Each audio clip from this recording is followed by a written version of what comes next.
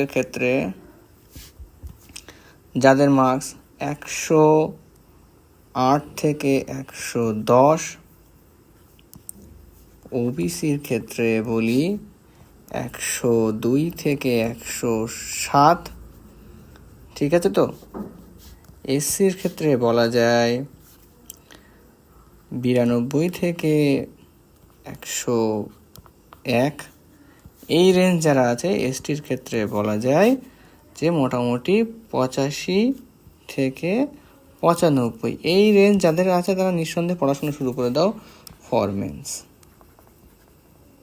দেখো লাস্ট একটা কথা বলি, এগুলো সম্পূর্ণ আমরা যতগুলো ইউটিউব আছে সবাই আমরা এক্সপেক্টেড কাট অফ বলবো, ফাইনাল কাট অফ ডিসাইড করবে পিএসসি। কিন্তু আশা হারালে চলবে না। যারা বলছো যে দাদা এর থেকে আমরা কম হয়েছে এই মার্কসগুলো থেকে, তারা কি পড়াশুনো করবো না?